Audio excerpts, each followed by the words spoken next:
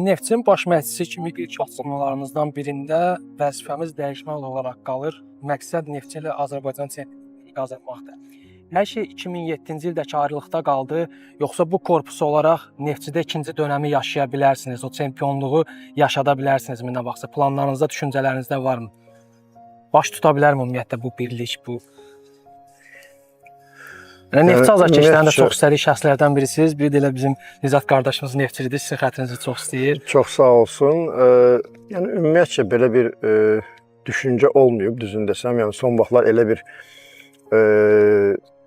dönəmə gəlmişik ki, elə bir iş rejiminə gəlmişik ki, bu barədə bəlkə də düşünməmişəm. Amma Neftçi, mən yenə deyirəm ki, biz ümumiyyətcə Neftçi adı ilə böyümüşük. Yəni o vaxt mən məsələn rayonda, kənddə hələ futbola yeni başlayırdım. Ancaq arzum o idi ki, Neftçidə oynamaq istəyirdim. Neftçidə nə bilim, qollar vurmaq istəyirdim. İstəyirdim Neftçi azarkeşi televizorda məni görsün ki, Qurban Qurbanov belə qol vurdu. O komandanın oyunçusudur.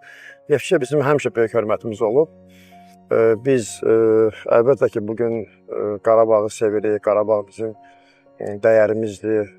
Qarabağ yəni bizim hal-hazırda iş yerimizdir, amma Neftçiyə biz həmişə hörmətlə yanaşmışıq və onun həm futbolçularına, həm azarkeşlərinə daima biz hörmətlə yanaşmışıq və onun daima daha yuxarılarda olmasına sevinmişik. Qaldı ki, yenidən Neftçidə olmağım, yəni bugün yəni bu ola bilər mümkün deyil, amma gələcək yəni nə siz, nə biz bilmirik ki, ümumiyyətcə gələcək Azərbaycan futbolunun durumu nə olacaq, ümumiyyətcə klubların durumu necə olacaq, gələcəkdə hansı klub sona kimi tab gətirə biləcək. Yəni bunu bugün biz deyə bilmərik, amma bugün mənim hələ neçə illər bu komanda ilə müqaviləm var.